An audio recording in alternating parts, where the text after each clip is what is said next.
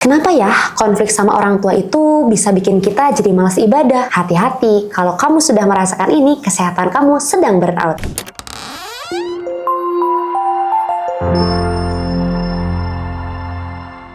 Kenapa ya Bu, kalau kita punya masalah sama orang tua itu jadi lebih malas ibadah, jadi nggak mau sholat, malas berdoa? Apakah saya berdosa? Apakah ini ada kaitannya kalau secara psikologis antara hubungan manusia dengan Tuhan? Orang tua itu kan representasi perwakilan Allah di dunia. Kan orang tua punya kewenangan bahwa ridho Allah tergantung dari ridho orang tua. Itu kan poin-poin yang menunjukkan betapa orang tua itu punya hak terhadap anaknya menjadi wakil. Makanya kan orang tualah yang mengembangkan, orang tualah yang mendidik, orang tualah yang mengasuh. Orang tua itu yang kalau kita itu bagaikan kayak laptop lah gitu ya, atau HP, kan satu persatu tuh diisi ya.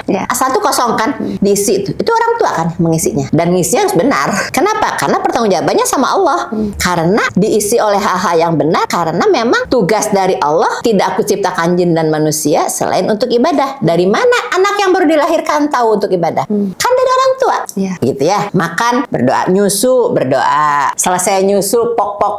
Alhamdulillah, doa. Terus semuanya diberikan dalam bentuk doa. Supaya pertama, pelan-pelan akidah terbentuk pada anak. Dengan melalui doa-doa itu. Belum lagi nanti misalnya, kalau mau makan gitu ya. Sudah bisa nih makan sedikit, berdoa. Jelaskan artinya. Itu kan menuntun ya. Menuntun, mengisi wadah dalam diri kita, mengisi satu-satu oleh orang tua. Dan sekali lagi, kaitkan semua dengan Allah.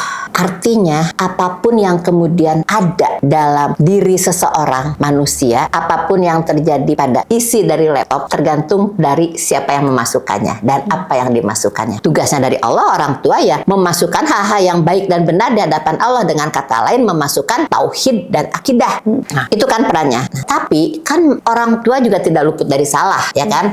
Orang tua juga punya pengalaman yang kurang menyenangkan. Orang tua juga mungkin dalam kondisi kekinian dia sedang masalah, sehingga sikap mentalnya sedang tidak baik-baik saja. Nah, pada kondisi seperti itu, kemudian anaknya menstimulasi, memancing emosi orang tua. Ada mungkin orang tua yang sudah banget sangat kuat bahwa, ya Allah, ini pancingan nih dari anak saya nih, ya Allah, saya ingin lurus jalan Allah. Tahan gitu ya, untuk tidak meledak. Tapi ada orang tua yang mungkin tidak cukup mampu tuh menahannya. Kepancing dikit, meledak. Padahal ketahuilah tidak ingin loh.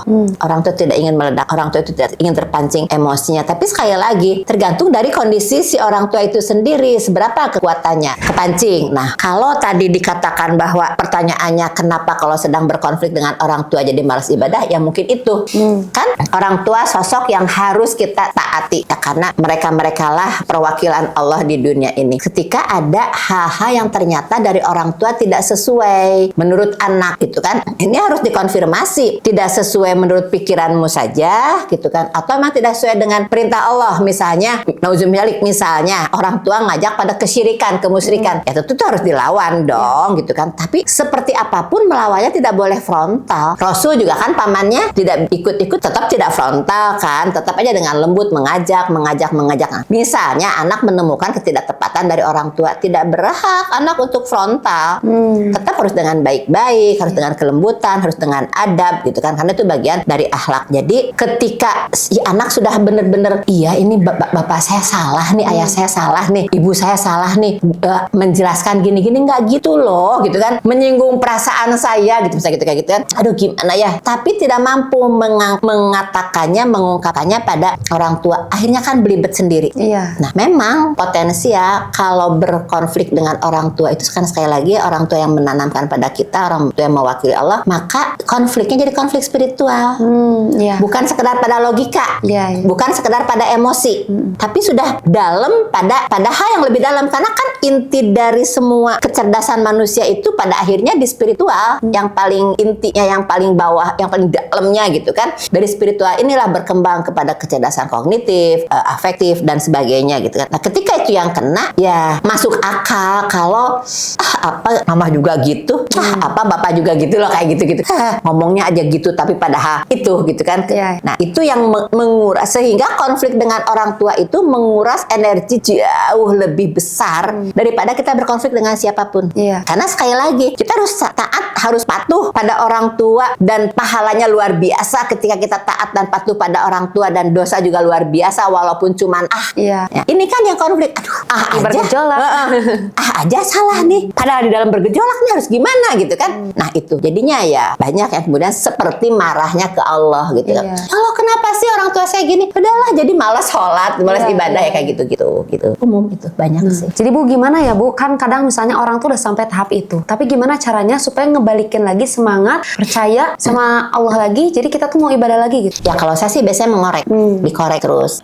Emang apa sih konfliknya dengan orang tuamu? Ya soalnya orang tua itu gini gitu kan. Kayaknya sih itu tidak sepenuhnya ya orang tua salah. Saya selalu mengingatkan itu gitu. Oke, di beberapa poin memang yang disampaikan itu ada kekurang tepatan. Jangan bilang salah dulu, saya bilang kurang tepat. Tapi beberapanya juga cukup tepat kok. Nah, ketidaktepatan ini yuk kita koreksi. Harus bagaimana? Beda loh niat kita mengkoreksi ketidaktepatan dengan niat kita ngejudge ini salah. Iya. Kayaknya harga mati gitu kalau salah tuh. Kalau kurang tepat tuh kan berarti masih bisa dikoreksi, diperbaiki gitu kan. Jangan langsung menyalahkan. Masalahnya semua orang juga kan pasti ada alasan. Berbuat sesuatu tuh pasti ada alasan. Dia berbuat seperti itu. Dinilai ini kurang tepat, ini salah. Kalau udah salah udah bisa apa-apain, tapi ini kurang tepat. Berarti bisa dicari dong yang lebih tepatnya seperti apa. Ayo dideketin gitu loh. Tadi Teteh bertanya harus bagaimana? Balik lagi merenung. Di sekian tahun hidupmu, emang berapa banyak sih kekurang tepatan orang tuamu? Ya, coba ditimbang. Lebih banyak tidak tepatnya atau masih lebih banyak yang tepatnya? Dan apakah ketidaktepatannya itu fatal atau ya itu masih bisa diperbaiki? Yang fatal itu kan yang tadi mengajak pada kesyirikan, mengajak pada pokoknya kemungkaran lah gitu kan. Tapi kalau tetap mengajak pada kebaikan dengan caranya aja mungkin yang kurang tepat, kasar, membuat kita jadi tersinggung. Mungkin itu sih kalau hemat saya. Masuk ke tema kedua nih Bu. Jadi ada seorang anak, dia itu emang sehari-harinya itu selalu didominasi oleh ibunya, diatur. Nah sehingga anak ini jadi stres, jadi sakit-sakitan Bu, migrain, mahnya kambuh, vertigo. Ini tuh kenapa bisa terjadi? Apakah pikiran kita itu akan berpengaruh kepada kesehatan fisik kita? Seorang ibu yang dominan, ya, seorang ibu yang sangat ngatur. Pasti dia adalah seorang ibu yang sangat sayang pada anaknya.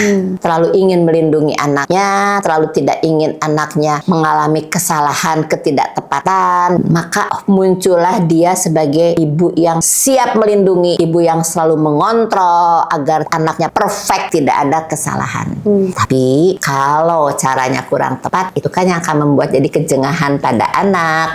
Anak menjadi tertekan gitu kan, sampai akhirnya sayang tulus ya, cinta yang tulus dari lubuk hati yang paling dalam seorang ibu ini kemudian keterimanya oleh anak menjadi sebuah penekanan. Ya kayak kemarin gitu kan, ada anak yang sampai bilang ibu saya tuh ya overprotective, ibu yang rigid, ibu yang kaku, sampai saya tuh seperti tidak bisa bernafas ketika saya dengan ibu saya. Pokoknya semua awas jangan ini, hati-hati ini, semua. Jadi saya merasa dunia itu kayak mencekam gitu kan. Saya tidak bisa bergerak, strict parents dia bilang. Sampai saya punya nilai-nilai yang mungkin kurang tepat, salah satunya kata dia, sepertinya sampai sekarang masih tertanam dalam diri saya bahwa laki-laki itu jahat. Sampai segitunya Bu. Ya, dari kecil saya suka dikasih tahu bahwa jangan deket-deket laki-laki.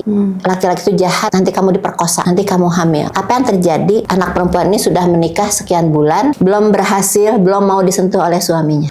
Karena panik, ini kan jahat. Ya seperti itu gitu. Atau inkonsisten, saya sering contohkan misalnya harus makan, kalau tidak makan nanti disuntik sama dokter, tapi di sisi lain dokter sebagai penyembuh gitu kan. Ini kan jadi konflik ya. Itu strict parents dengan harus sempurna, semua harus sempurna, semua harus baik, tapi kan tidak tepat. Apa iya semua laki-laki jahat? Kan tidak gitu kan. Jadi tadi kan caranya harus bagaimana kalau dengan orang tua yang seperti ini, yang strict parents, yang kaku, yang perfect, yang overprotective, pokoknya semuanya harus sempurna, mengontrol, overcontrol. Ya balik lagi, tetap coba, pasti ini ada ketidaktepatan. Saya bilang tidak salah ya, ini ketidaktepatan. Ini keluar dari lubuk hati karena saking sayangnya, ingin menjaga dengan sempurna supaya anaknya tidak terluka sedikit pun. Nah, coba hayati itu. Oh, ternyata di balik striknya ayah orang tua saya ini, di balik kakunya orang tua saya ini, di balik perfectnya orang tua saya dalam mendidik saya itu, ternyata mungkin ada sayang yang luar biasa ya, yang pada akhirnya salah menyampaikannya.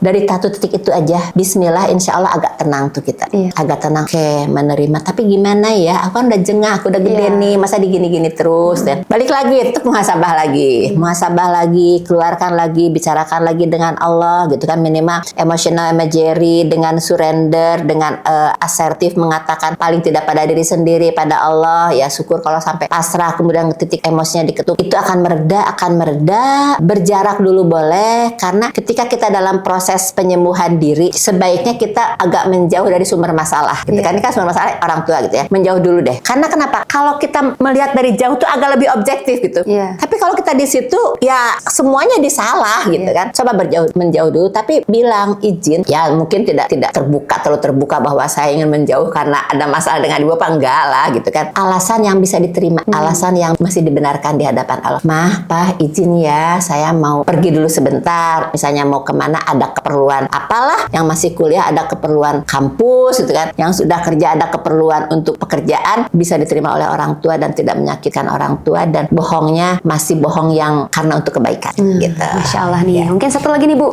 jadi kan kadang sebagai orang tua tuh kita tuh takut ya kalau terlalu overprotective, tapi gimana sih Bu sebenarnya kita sebagai orang tua itu memberitahu yang benar supaya anak itu nggak merasa terkekang gitu? Ya biasanya sih ya, kalau yang paling netral itu katakan bahwa mama sayang, mama ingin jaga kalian, mama ingin kalian tetap dalam rel yang benar, tapi sebesar-besarnya sayang mama, keinginan mama untuk melindungi kalian, terus menuntun di jalan hidup kalian, kan kalian tidak sepenuhnya hidup dengan mama, kalian akan pergi kemana, dengan siapa, yang paling panjang dari langkah yang bisa mama lakukan cuma satu, doa. Masya Allah. Karena mama mau terus-terusan, kamu jangan ke situ, padahal kamu juga nggak kelihatan, udah jauh. Sepanjang-panjang mama mau meluk, tangan mama segini. Sepanjang-panjang teriakan mama cuma sampai berapa meter. Tapi bismillah, insya Allah doa mama, kalau Allah terima akan sampai kalian. Biar Allah saja. Mama akan menitipkan selalu pada Allah. Karena kalau sudah jauh dari mama tidak bisa melihat benar-benar perilakumu sangat-sangat menjadi tanggung jawabmu yang harus kamu pertanggungjawabkan di hadapan Allah. Gitu. Itu libatkan Allah.